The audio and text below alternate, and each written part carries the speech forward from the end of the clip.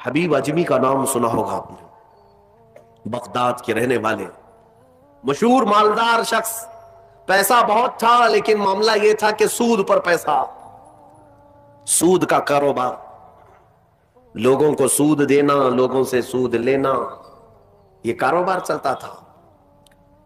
مسلمانوں اگر اپنے معاشرے میں سود کی بلا ہے تو فوراً توبہ کر لو۔ میرے آقا صلی اللہ علیہ وسلم کا فرمان عالی شان ہے، جس نے سود کا ایک لقمہ کھایا وہ گناہ اتنا بڑا ہے کہ جیسے کہ کعبے کے سامنے اس نے اپنی ماں سے زنا کیا۔ یہ بہت خطرناک چیز ہے، لوگ اس کو آج ہلکے میں لیتے ہیں۔ پیسہ ڈبل کرنے والا سسٹم مسلمانوں کو بہت جلدی پسند آتا ہے۔ کوئی بھی آ جائے کمپنی، چیٹ فنڈ کمپنیاں صرف مسلمانوں کے محلے میں ہی کامیاب ہوتی ہیں، باقی جگہ نہیں۔ لاکھ روپے دو اور تم گھر میں نواب صاحب بیٹھے رہو، ہر مہینہ 10-10 ہزار آتا رہے، یہ پتہ ہی نہیں کہ کس طرح سے آتا ہے۔ تمہارے گھر میں آنے والا ایک لقمہ بھی تمہاری تحقیق کے بغیر نہیں آنا چاہیے، تم مسلمان ہو۔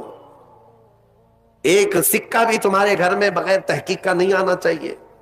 اگر مشکوک، یعنی جس میں شک ہے، حرام کی بات نہیں کر رہا ہوں، حرام تو بڑی بات ہے، جس مال میں شک ہے اس مشکوک مال کا بھی ایک لقمہ کھا لیا تو اولاد بگڑ جاتی۔ بزرگوں نے فرمایا اولاد بدتمیز پیدا ہوگی، بد اخلاق ہو جائے گی، کردار سے عاری ہو جائے گی، اس کا خیال رکھو۔ تو میں عرض یہ کر رہا تھا کہ حبیب اعجمی سود کا کاروبار کرتے رہے۔ ایک دن ایسا ہوا کہ اپنی بیوی سے گوشت لا کر دیا اور کہا کہ پکاؤ۔ بیوی نے کہا لکڑیاں نہیں ہیں۔ کہا کہ میں فلاں کے اوپر میرا سود آتا ہے، سود میں وہ لکڑیاں لے آؤں گا، سود میں لکڑیاں بھی، گھر کا آٹا بھی سود میں لا کر کے دیے۔ بیوی نیک تھی، سمجھاتی رہی۔ اس دن دعا کرتی ہے مولا میرے شوہر، میرے سرتاج، میرے رفیق حیات کو ہدایت دے دے۔ جب چولہے پر یہ ہانڈی رکھی گئی، کھانا پک گیا، یعنی سالن پکا، تو اس نے اتارا، حبیب اجمی دسترخوان پر تھا، ہانڈی کھولی گئی تو اس میں پکتا ہوا خون تھا، خون کے علاوہ کچھ نہیں۔ حبیب اعجمی نے پوچھا یہ کیا ہے؟ بیوی نے کہا جب لوگوں کا مال سود میں لا کر کے دو گے تو اللہ تعالیٰ تمہیں دنیا میں ہی خون کھلا رہا ہے، آخرت میں کیا عذاب ہوگا۔ بات اثر کر گئی، بات اثر کر گئی دل پر، اور ڈر بھی گئے کہ اپنی آنکھوں سے دیکھا کہ پکتا ہوا گوشت خون بن چکا ہے۔ فوراً پورے جسم میں کپ کپی طاری ہو گئی، توبہ کیا، کھڑے ہو گئے، گھر سے باہر نکلے تو راستے سے جا رہے تھے، بچے جو کھیل رہے تھے، ایک بچے نے پکار کر کہا اے بچے ہٹو، یہ سود خور آ رہا ہے، اس کی چھاؤں کہیں ہم پر پڑ گئی تو ہم برے ہو جائیں گے۔ بچوں میں بھی یہ بات آ گئی تھی۔ حبیب اجمی کو آج دل پر بات لگی، میرا رب کسی کے لیے ہدایت دیتا ہے تو کچھ ذریعے بنا دیتا ہے۔ حبیب اجمی اب رونے لگ گئے کہ میں اس قدر خستہ ہوں، اس قدر بدنام ہوں کہ بچے میری چھاؤں سے بھاگ رہے ہیں۔ اب سوچا کہ اب میں سود نہیں لوں گا اور نہ ہی اس کاروبار میں، سب کو چھوڑ دیا۔ لیکن اب مسئلہ یہ تھا کہ بچپن شروع سے کوئی کام کرنے کی عادت نہیں تھی، پیسہ دینا ہے، مارکیٹ میں گھما کر کے بڑا کر کے لانا ہے، کام کرنے کی عادت نہیں تھی، فن نہیں تھا، ہنر معلوم نہیں تھا، اب کمائیں تو کیسے کمائیں۔ سوچا کہ اب اس چیز کو چھوڑ دیا ہوں، تو بیوی سے آ کر کے کہا میری رفیق حیات میں نے توبہ کر لیا ہے، میں نے توبہ کر لیا، آج کے بعد سے یہ سود کی طرف میں ہاتھ بھی نہیں بڑھاؤں گا۔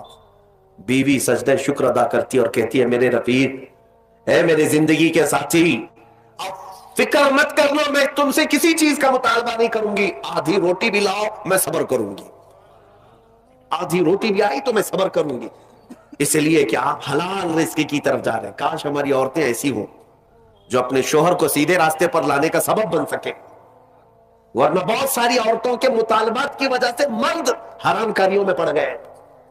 تنخواہ تھوڑی سی ہے، عورت کے مطالبے زیادہ ہیں، اس کے مطالبے پورے کر نہیں پا رہا ہے تو حرام کاریوں میں مصروف۔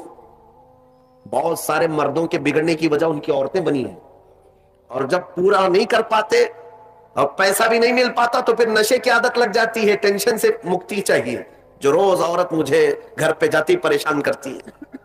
میرے عزیزوں، وہ حبیب اجمی کی خاتون نے ان کو دلاسا دیا کہ جاؤ آپ نوکری کرو، نوکری کہاں کرتے, اب تک کرنے کی عادت نہیں تھی, عمر ہو گئی تھی. سیدھے گئے, ایک دیہات چھوٹا گاؤں تھا, اس گاؤں کی ایک مسجد تھی, مسجد کے اندر جا کر بیٹھ گئے. دن بھر بیٹھے رہے, نمازیں پوری پڑھ لی, عشاء کا وقت ہو گیا, نماز پڑھ کر کے اللہ کی بارگاہ میں رونے لگے, مولا کام کا آدمی نہیں ہو, اب تک کیا نہیں, اب میں اپنے گھر کیسے چلاؤں, تو میرے لیے کوئی انتظام فرما. رات کے وقت آئے, بیوی نے پوچھا کوئی نوکری ملی؟ کہاں مل گئی ہے, نوکری مل گئی ہے, بہت ہی اچھی جگہ پر ایک بادشاہ ہے, اس کے ہاں خدمت پر میں لگ گیا. کہا بہت اچھی بات ہے. دوسرے دن پھر گئے, اسی مسجد میں بیٹھے رہے. رات کو آئے, بیوی نے پوچھا کچھ اجرت ملی آج؟ جس بادشاہ کے ہاں کام کر رہے ہو تمہاری نوکری پر کچھ تنخواہ ملی؟ کہا نہیں, بادشاہ نے کہا ہے کل دے دوں گا. اپنی بیوی کو ٹال رہے تھے, اپنی بیوی کو ٹالنے کے لیے بول دیا ایسی کہ نوکری کر رہا ہوں. کہا کہ کل دینے کا وعدہ کیا ہے. پھر تیسرا دن آیا, تیسرے دن بھی وہ اسی مسجد میں رات گزار کر آئے. بیوی نے پھر پوچھا کچھ اجرت ملی؟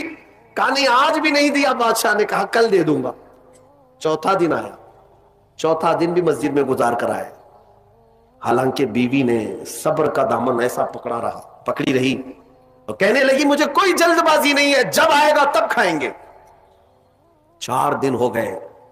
آج پھر رات کو بیوی نے پوچھا کچھ تنخواہ ملی؟ گھر کیسے چلے گا, 4 دن سے چولہا نہیں جلا گھر پہ. کہا آج بھی بادشاہ نے نہیں دیا, کہا کل دوں گا, روز کل روز کل. 5 دن گزر گئے. اس کے بعد وہ 5ویں دن ایسی ان کی کیفیت تھی کہ اب رات جب بہت زیادہ ہو گئی تو گھر کی طرف پلٹ رہے تھے, پاؤں بوجھل ہو گئے. پھر بیوی پوچھے گی آج تنخواہ ملی؟ روز جھوٹ بول رہا ہوں, روز جھوٹ بول رہا ہوں, مجھے کون تنخواہ دے گا؟ آج کیا بولوں اپنی بیوی کو, اپنی شریک حیات کو. جب وہ واپس پلٹے تو آج رات کو اپنے گھر کے باہر ہی دیکھتے گھر میں خوب اجالا ہے, گھر میں روشنی ہے. گھر کی طرف آگے بڑھتے بڑھتے آئے, میری بیوی سوئی نہیں, انتظار میں ہوگی, پوچھے گی کیا اجرت ملی, تنخواہ ملی. لیکن جیسے ہی گھر کے اندر گئے, بڑا سا دسترخوان بچھا ہے, ہر قسم کے کھانے لگے ہوئے ہیں. حیرت میں آ گئے, 5 دن کے کمانے کا کوئی ذریعہ نہیں, میری بیوی کے پاس بھی اتنا مال نہیں, یہ کہاں سے آیا دسترخوان؟ بیوی کو جلال میں پوچھنے لگے یہ دسترخوان کہاں سے آیا, یہ کھانا کیسے آیا؟ بیوی کہتی ہے کیا مذاق کرتے ہیں آپ, کیا مذاق کرتے ہیں آپ جس بادشاہ کے ہاں کام کرتے ہیں وہاں کا ایک سپاہی آیا تھا, وہی دسترخوان لے کر آیا اور سارا کھانا اسی نے دیا ہے, اور یہ مجھے کہہ کر گیا ہے اے خاتون تیرا شوہر رات میں آئے تو اسے کہہ دینا یہ تو 5 دن کی اجرت ہے, اور محنت کرے گا اور اجرت دی جائے گی.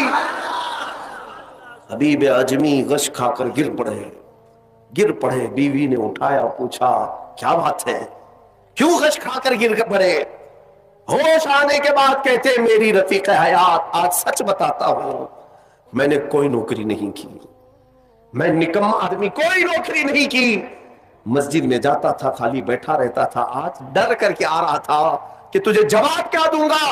وہ رحمان اس قدر غیرت مند ہے اپنے بندوں پر, اتنا رحیم ہے کہ تیرے سامنے شرمندہ ہونے سے بچانے کے لیے وہ جس کو بھیجا مولا وہ کسی بادشاہ کا سپاہی نہیں, وہ اسی رحمان کا کوئی فرشتہ جس نے کھانا دیا ہے. عزیزان گرامی, کہنے کے لیے بہت ساری باتیں ہیں, لیکن میں اتنی بات عرض کرنا چاہتا ہوں. زندگی گناہوں میں گزری, ایک بار توبہ کر کے حبیب اعجمی کے آ گئے اور مولا کریم نے اپنے سارے دسترخوان ان کے لیے کشادہ کر دیے. اس کے بعد جانتے ہیں حبیب اعجمی اسی دسترخوان سے اٹھ کر کے جو چلے گئے, ایسی عبادات, ایسے مجاہدات کیے, اللہ اکبر, اس مقام عظما پر فائز ہو گئے تھے کہ جس مقام کی غوث اعظم عبد القادر جیلانی بھی تعظیم کیا کرتے تھے رضی اللہ تعالیٰ عنہ. میرے عزیز و حبیب اعجمی اللہ کی بارگاہ میں وہ مقبول تھے کہ حضرت فضیل بن عیاض ایک دن ان کے پیچھے مغرب کی نماز پڑھنے کے لیے آئے. حضرت حبیب اعجمی کی زبان میں تھوڑی لکنت تھی, تو قرات میں ان کی لکنت سمجھ میں آ رہی تھی, تو فضیل بن عیاض پیچھے سے نماز توڑ کے چلے گئے, اس کے پیچھے میں کیسے نماز پڑھوں. فضیل بن عیاض بہت پائے کے ولی ہیں, کہتے ہیں میں گیا تو 3 دن تک میری عبادت کا ذوق ختم ہو, लुत्फ ही खत्म हो गया। मैं बारगाह मौला में रोने लगा कि मौला मुझसे क्या खता हुई। रात के वक्त मुझे गैब से निदाई कि फुज़ैल, तूने मेरे महबूब हबीब की सिर्फ जुबान देखा, उसके दिल की पाकी को नहीं देखा। वो अल्लाह की बारगाह का मकबूल है, जब छोड़ देता है पिछली चीजें, वो रहमान इतना महबूब बनाता है, इतना महबूब। मैंने अभी एक चीज पढ़ी थी, बगदाद में एक शख्स था, बड़े पैसे वाला था, बहुत पैसे वाला था, और हर गुनाह आदत थी उसकी। पैसे वालों की अक्सर ये चोंचले होते हैं कि वो सोचते हैं कि अय्याशी में कहां कहां मैं पैसे लगाऊं। शराब पीता था, खूब ऐश, जुआ में पैसे लगते थे, रोज नई औरतों के साथ उसकी सोहबतें, ये उसका मिजाज था तो मुसलमान, पैसा ज्यादा होने की वजह से एक गलत संगत में गलत आदतों का मालिक। उस शख्स की आदत ये थी कि रोज एक नया गुनाह करता था और डायरी बनाया हुआ था, उसमें सब लिख भी दिया करता था। आज मैंने इतने पैसे का जुआ खेला, आज मैं ये फलां फलां शराब पी है, आज मैंने इन लड़कियों से जिना किया है, आज मैं फलां जगह ये किया, सब जो जो करतूत होते थे सब डायरी में लिखता था। इतनी बड़ी डायरी भी बन गई। एक दिन ऐसा हुआ कि गुजर रहा था बाजार से, एक खातून को देखा जो हसीन थी और मजबूर नजर आ रही थी। उसके पास गया, कहा क्या चीज है? उसने कहा मुझे माल की जरूरत है। उसने कहा चल मेरे घर, मेरी ख्वाहिश पूरी कर, मैं तुझे जितना चाहिए वो दे देता हूं। औरत चली आई साथ में, वो औरत आ गई। जब ये नौजवान जो बगदाद का बड़ा पैसे वाला मालदार रात के वक्त अपने बिस्तर पर आया और उस खातून को कहा कि आजा हम दोनों तन्हा हैं, वो औरत रात के वक्त सो तो गई लेकिन उसका पूरा जिस्म पीला पड़ गया, उसका चेहरा पीला और हाथ पैर कांपने लग गए। ये नौजवान उठकर खड़ा हुआ, कहा कि डर रही है तू किसी बात से? तेरे जिस्म की ये जर्दी किस बात की? वो खातून कहती है नहीं नहीं नहीं कोई बात नहीं। फिर उसने कहा डर मत, इस महल में कोई नहीं आएगा मेरी इजाजत के बगैर, ये सब पूरी मेरी प्रॉपर्टी है, ये मेरी शहंशाहियत है यहां पर। उस खातून ने कहा हाँ ये तो मैं देख रही हूं, लेकिन मुझे डर इस बात का है कि वो रहमान मुझे देख रहा है, उसके सामने मैं कैसे नंगी हो जाऊं? मैंने आज तक ये गुनाह नहीं किए, मैं पेशावर औरत नहीं हूं। वो कहती है मैं एक बेवा औरत हूं, मेरे 3 बच्चे हैं, 4 दिन से भूखे हैं। मैं रोज उन्हें तसल्ली देती हूं कि मुझे बाजार में कुछ काम मिल गया तो मैं उजरत ला करके तुम्हें खिला दूंगी, मुझे कोई नौकरी नहीं देता, और आज मैं मजबूरन बाजार में खड़ी थी, तू मुझे मिल गया। मैं अपने छोटे बच्चों के, यतीम बच्चों की भूख को खत्म करने के लिए तेरे घर आ गई, लेकिन जब बिस्तर पर सोई तो मुझे खौफ होने लगा कि मेरा रब देख रहा है। मैंने आज तक जिस्म को नंगा नहीं किया। वो डरी हुई औरत थी, पाकीज़ा औरत थी। जब उसकी जुबान से ये जुमले निकले तो ये जो नौजवान था, जो गुनहगार था, वो खड़ा हो गया, कहा ए खातून उठ जा, बिस्तर से उठ जा। और उसके बाद कहता है देख मैं तुझे बताऊं मेरे पास क्या क्या है। उस जमाने की जो सवारियां थी, गाड़ियां थी, सब मेरे पास, बड़ा बंगला, बड़ी जायदादें, हर तरह के खाने, सोने चांदी जेवरात सब मेरे पास। मौला ने मुझे बहुत कुछ दिया, लेकिन आज तूने मुझे दिल दिया, आज तूने मेरे दिल को झिझोड़ा। मेरे पास इतनी नियामतें होने के बावजूद मैं अब तक डरा नहीं अल्लाह से, और तेरे घर में खाने को एक लुकमा भी नहीं, फिर भी तू अल्लाह से डर रही है। मजबूर होने के बावजूद तू डर रही है अल्लाह से।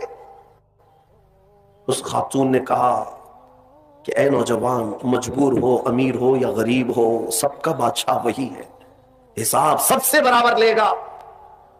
उस खातून को बहुत सारे पैसे देकर के उस नौजवान ने रुखसत किया और कहा जा तेरे बच्चों को खिला, आज के बाद कभी बाजार में भीख मत मांगना, और मैं समझता हूं मेरे गुनाहों का कफारा है कि मैं तेरी मदद कर दिया, तू बाहर ना आ। और उस खातून को भेज दिया। आज उसको एहसास हुआ अब तक कैसी जिंदगी गुजारता रहा, उस औरत ने मुझे झिंझोड़ दिया है, झिंझोड़ दिया है। रात को मुसल्ला बिछाया और अल्लाह की बारगाह में खड़े होकर कहने लगा मौला बहुत गुनाह कर चुका हूं, बहुत गुनाह कर चुका हूं, पूरा जिस्म दागदार है, क्या मुझ जैसा आदमी बख्शे जाने के काबिल है? क्या मुझ जैसा आदमी माफ किए जाने के काबिल है? रोया जा रहा था और उसके बाद वो सर उठाकर कहता है ऐ रब, मैंने इतने गुनाह किए कि लिखते लिखते मेरी डायरी भर गई है, बुक भर गई है। फिर तेरे पास जो फरिश्ते हैं नामा अमाल लिखने वाले, उन्होंने कितना اور اس کے بعد ہاتھ جوڑ کر کہتا ہے رحمان اپنے دربار میں میں اتنی بات عرض کرتا ہوں، اگر میں بخشے جانے کے قابل ہوں تو مجھے معاف کر، یا تو پھر آسمان سے آگ بھیج کر کے مجھے ہلاک کر دے، مجھے ختم کر دے مولا، میں بہت داغدار ہوں، بہت داغ دھبے لگا دیے۔ وہ روتے روتے روتے تھک گیا اور اس کے بعد اٹھتا ہے، توجہ، گھر کے اندر جا کر آج سچی توبہ کیا تھا، ڈائری وہ پھاڑنے کے لیے گیا جس میں روز گناہ لکھتا تھا، جو پچھلے سارے تھے ریکارڈ، کہتا ہے پھاڑ کر کے ختم کر دوں گا، آج کے بعد نشان بھی نہیں رکھنا ہے۔ جب وہ اپنے کمرے میں آیا، اس ڈائری کو اٹھایا جو برسوں سے لکھ رہا تھا، وہ حیرت سے ڈوب گیا اس بات پر کہ جب وہ ڈائری اٹھایا تو دیکھتا ہے پورے اوراق سفید ہے، لکھا کچھ نہیں، ایک حرف بھی لکھا ہوا نہیں ہے۔ ورق پلٹتا گیا پلٹتا گیا پلٹتا گیا، کچھ نہیں ہے۔ وہ ادھر ادھر دیکھنے لگا، اس میری ڈائری سے مٹایا کس نے، میرے سارے ریکارڈ کس نے مٹایا؟ اس کے جسم پر کپ کپی تاری تھی، راشا تاری تھا، رات کا وقت تھا، غیب سے ندائی، اے بندے جب کوئی پوری دنیا کو میرے لیے ترک کرتا ہے تو میں اس کے گناہوں کو بھی مٹا دیا کرتا ہوں۔ جب زندگی میں لکھی ہوئی ڈائریاں مٹ جاتی ہیں تو میرے مولا کو یہ اعمال نامے سے مٹانے میں دیر نہیں لگے گی۔ یمحو اللہ ما یشاء، اللہ جس سے چاہتا ہے وہ ساری چیزیں مٹا دیتا ہے۔